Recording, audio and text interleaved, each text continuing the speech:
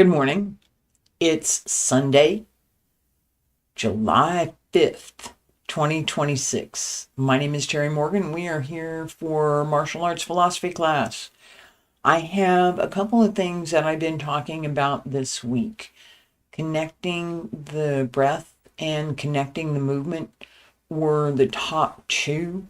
I also talked a little bit about the idea that as we are practicing Wudang Qigong in particular, because that's what I'm covering right now, the movements become more complicated, and we need to pay more attention to that sense of stillness and being quiet as we're moving, and as we're paying attention to the, I don't know how to say this, yeah, yes, I do. The the movements become more complicated. The breath becomes more simple. So the movement can be as complicated or as energetic as it might be. The breath remains breathe in, breathe out.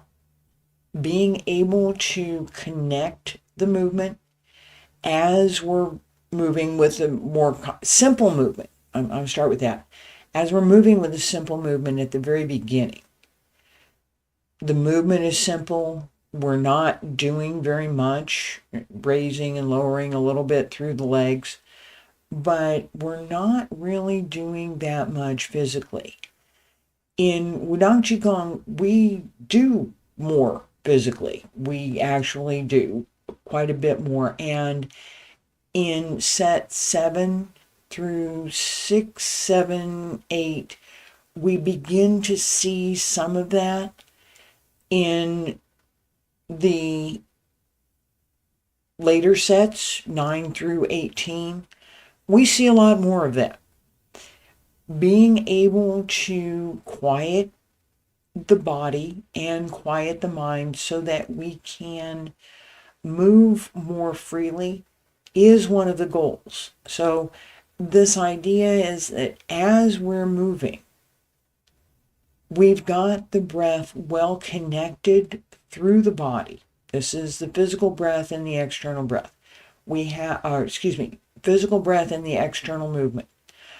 We've got both of those well connected so that the movement is supported by the breath, that we don't get to the end of the movement and we're out of breath, that we don't hold our breath through a movement so that we exhale everything all at the end. That's even if I'm using the exhale to do something, that's not what I'm going to do. So that I want to focus on how I'm coordinating with the breath and the movement. In developing that practice, in developing a greater sense of what's going on in the movements, what's going on internally, and how to approach what we're doing, there are 6 connections that Professor Liu talked about. I'm going to add a couple to those. Those connections that he talks about are the hands and the feet on the outside, the elbows and the knees, the shoulders and the hips. These 3 connections on the outside connect the upper and lower body. So we also want to pay attention to the waist.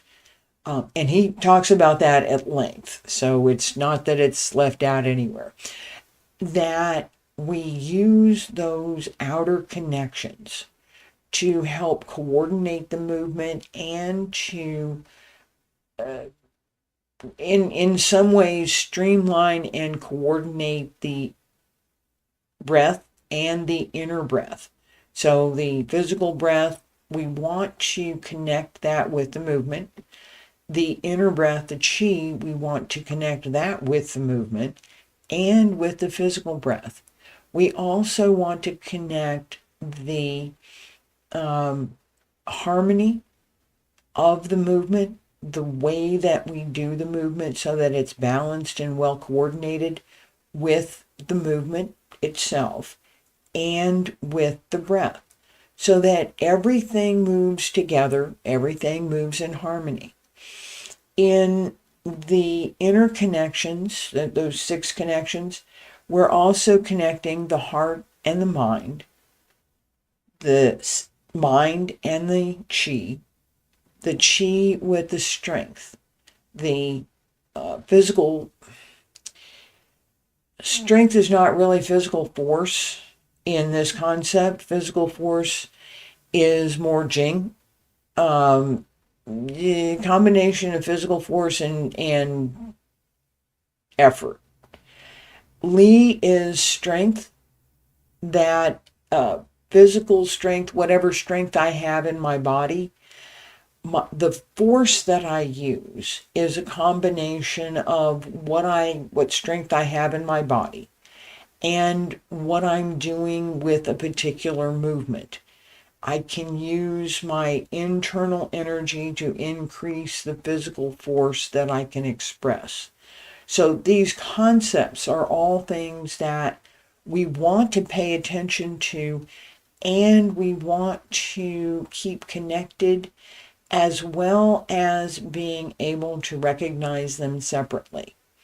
If I don't recognize that what I'm doing with my breath affects what I'm doing with my body, I'm not going to make the connection. Without that connection, I can't begin to connect the physical strength with the movement so that I have more force that I can apply. If I'm not clear-minded, if my mind is cluttered with other thoughts, then I'm not going to be able to see how to apply that force or even what kind of movement to do. I'm going to be busy with other things. Being able to quiet the mind and quiet the body is something that we absolutely need to learn and need to develop in practice. It's a skill. If we're paying attention to quieting the body,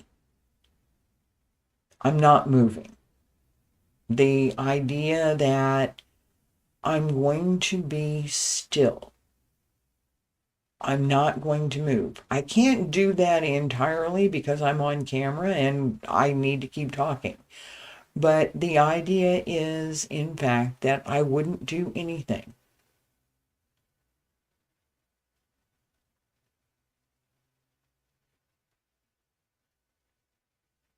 Breathe and blink. That's it. Not moving, not doing anything, not trying to do anything. It is extremely hard to sit that still, particularly for any length of time. 20 seconds maybe, and then I will guarantee that the average person is going to want to move some part of their body. Now, this does not include your eyes. You get to blink. But the average person, after 20, 30 seconds, sometimes sooner, will want to do something. They'll want to scratch their nose. They'll want to turn their head. They'll want to move their hands. They'll want to shift their weight. That is something that we all do. And it's something that we have to pay attention to if we're going to try to be still. We have to acknowledge it. We have to pay attention to it. And then we have to let it go. We have to pay attention to it so that we understand it. And then we have to be able to let go of it. I would very much like to move my hands right now. Not going to do it. I'm not. I've got my fingers locked. They're not going anywhere. Mm-mm. Not going to move my hands. That sense of, all right, if that's what I'm going to do, what do I have to do to achieve it? In practice, we don't want to merely lock the hands so that we don't move them. We want to develop the skill, excuse me, we want to develop the skill that gives us the ability to not move the hands. Just let it go. I've decided now that I'm done with that. I'm going to let it go. Might come back later. Don't know, but I'm just going to let it go for now. And now I don't have to lock my hands anymore because I kind of don't want to move them. It's okay. That process is what we want to be able to do at will, irrespective of conditions and circumstances, so that what we're doing inwardly supports and helps govern what we're doing outwardly. That quiet, that gives us a chance to see more clearly and to pay attention to more of what we might miss than we might understand. I'm going to say this a different way. As we quiet the noise, as we turn down the thoughts, the linear thoughts that we have, we turn down that noise, quiet the mind, there's a stillness that we gain through that quieting that gives us the ability to pay attention to things in a more holistic fashion, so that instead of paying attention to one thing, I can now pay attention to everything. There's no one particular thing that is got my focus necessarily. It's everything is there and it's available and that's all fine. That opening and that quieting. So my mind isn't busy with something else. My mind is quiet. And in that quiet, I hear my own voice, because right now I'm talking. I hear the hum of the computer in front of me. I hear the sounds, a little bit the sounds of morning crickets. There's a little bit of a hum that comes from the house itself. The fans on the roof cause that. And there's a sense of general quiet in the room that has a background sound that we don't normally hear. So quite a bit going on, but I'm not really paying attention to much of any of it, other than the fact that I'm presenting this class and I have to pay attention to that.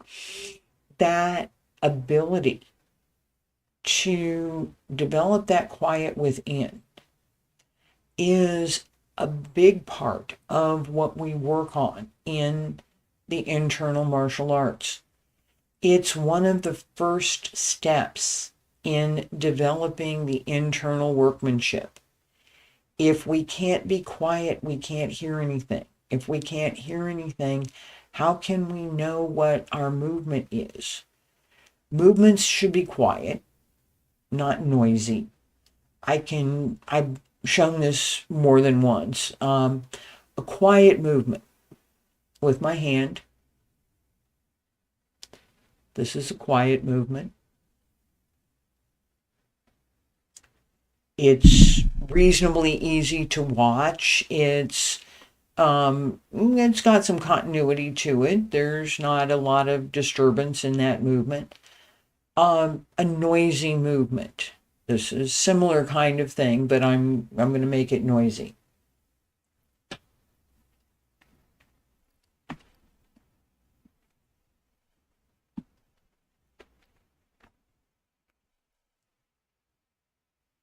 What did I just do? Yeah, I'm not real sure either.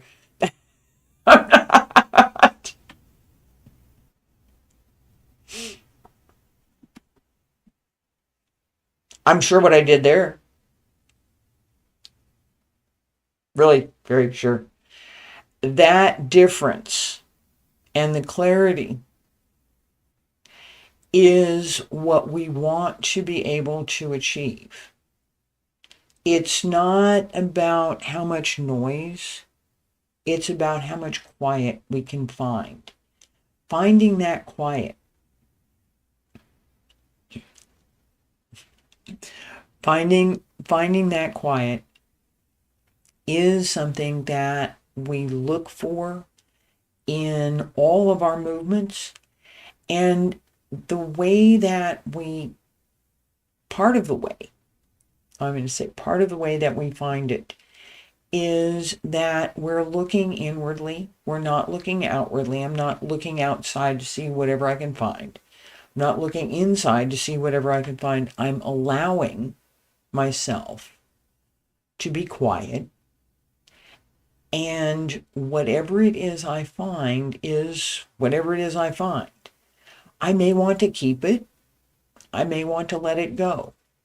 During practice, the things that I want to keep are the things that I find are part of the balance that I'm looking for, that are part of that inner stillness. The things that I want to let go of are the noise and the interference with what I'm trying to do. In complicated movement, and I talked about this a little bit at the beginning, in complicated movement, the more we can be quiet inwardly, the easier it is to pay attention to the details in those movements. We don't look for the noise. We look for the quiet. And in that quiet, the movement becomes more simple. It's not, there's not a particular change in the movement itself. There's a change in the way that we perceive the movement, and by being quiet, we find the simplicity in the movement so that what appears to be more complicated isn't. We look past that appearance. We're able to see beyond what that is. I have my notes for class. That, and so, I mean, you get the notes with the class. I'm a little behind in my transcriptions, but I'm going to get there. I'm going to work on those next week. I've been working on the readings. In this class, and paying attention to how we approach learning, how I approach teaching, how I encourage other teachers to approach teaching, how I consider the art and the foundations behind what it is I do in practice and what it is I teach, particularly in this class, where we're talking about quieting the mind, quieting the body, connecting the mind, connecting the breath. If my breathing is noisy, if I'm huffing and puffing, breathe in, breathe out. That may be a good exercise for conditioning my voice. It is. But it's not a good exercise for breathing practice. It's not. Breathe in.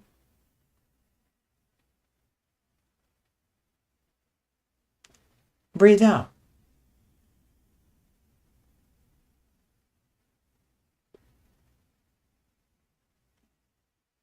that one quiet breath should be refreshing, calming, and very well connected. You saw me move very little, but the kind of movement that I did was to put my body into better alignment so that I could better open my lungs, so that my diaphragm and my lower abdomen could more freely open and deepen the breath, both in and out.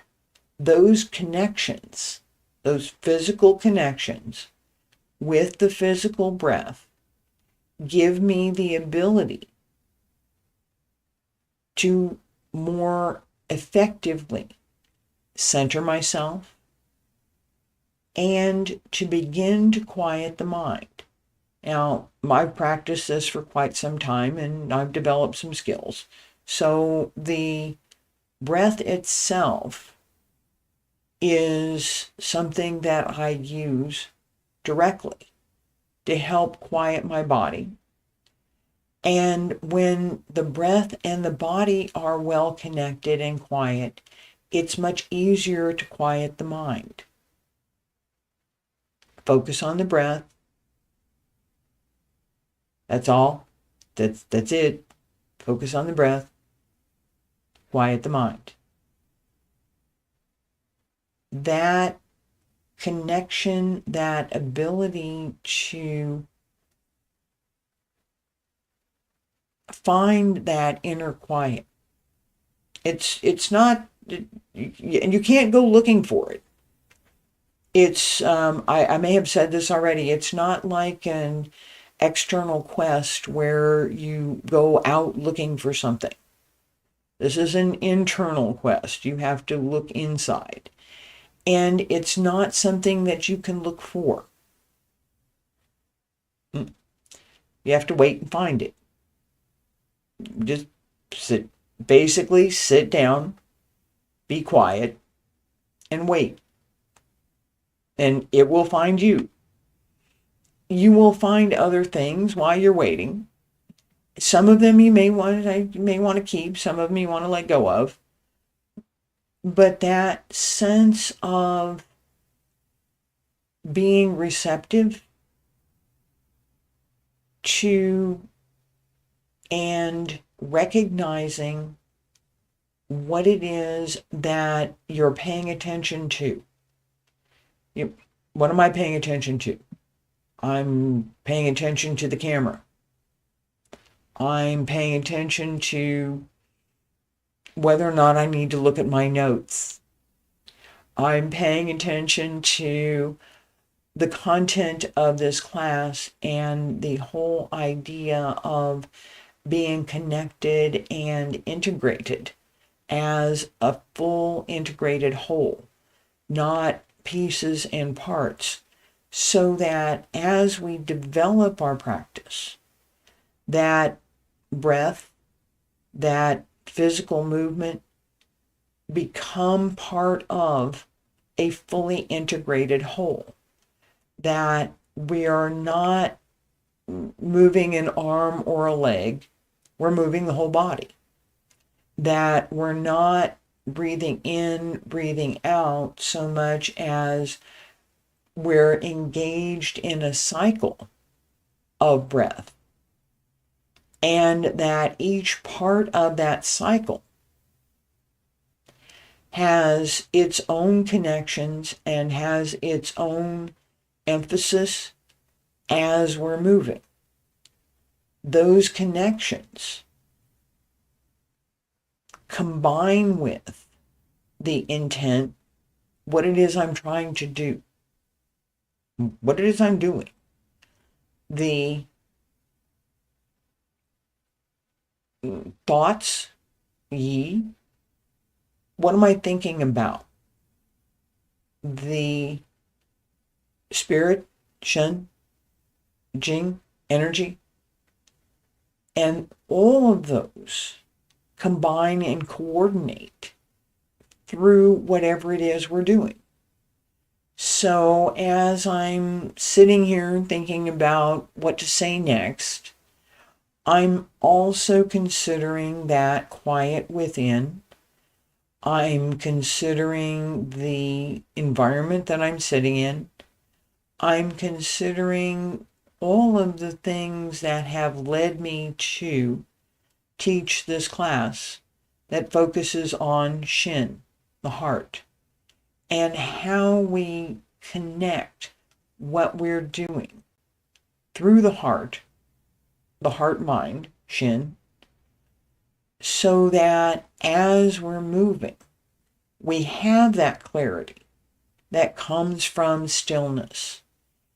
If my heart is disturbed, the same as my mind, if my heart is disturbed by something, I'm too sad, I'm too happy, my mind is busy with the things that I need to do for today, all of that interferes with being quiet.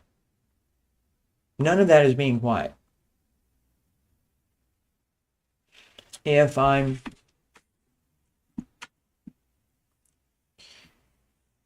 moving around a little bit like this, and I've got this, I'm gonna adjust this, and I'm gonna adjust my shoulder, move this shoulder over here.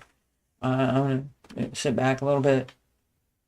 Not only is that very hard to watch, it's really hard for me to stay concentrated on anything when I'm doing that.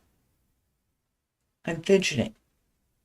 There's no focus. There's no particular intent. When I was doing it, I was intending on showing that I wasn't really focused on anything, that I was just fidgeting.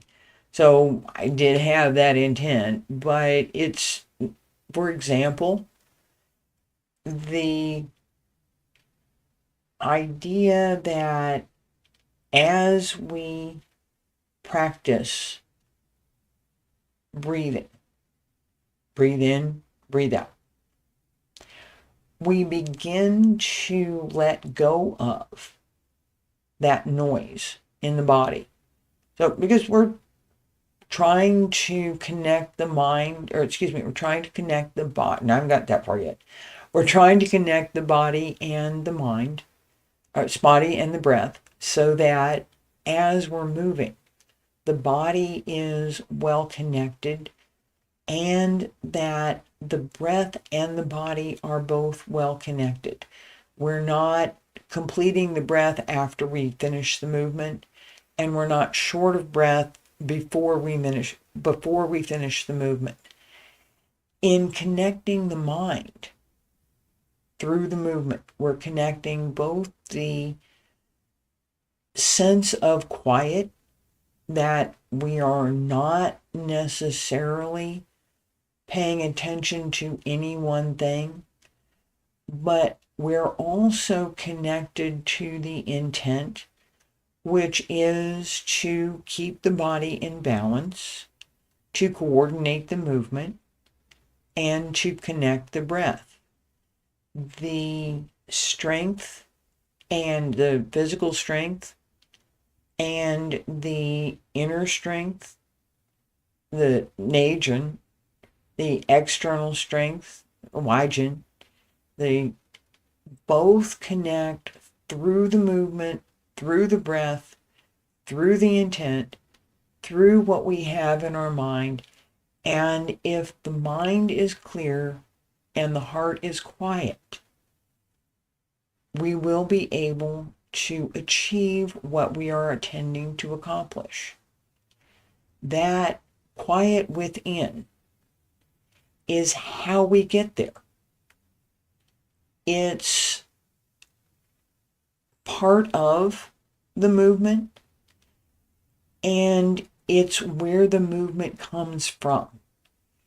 So as we're able to become more quiet and more still inwardly, we're also more able to move quickly and to have a greater connection through the movement, through the breath, through the body so that what we're doing in the movement has greater clarity, has greater focus, and is in fact what we are trying to do, not some noisy, disruptive sort of thing. The idea that we let go of what we're trying to do and allow what we want to do to happen is part of that process. It's part of that. It's part of that skill. As we become more able to address whatever it is that's going on, we also develop additional skills that we can use and apply to whatever else it is we're doing. That clarity can be applied to anything. I'm thinking about making potato salad. What do I need to make potato salad? Well, potatoes. What else do I need, right? If I don't know what else I need, how can I make potato salad? We have the same sort of thing in practice. If I know that I need to connect the breath and the movement, potatoes, what else do I need? What else do I need to develop my skills?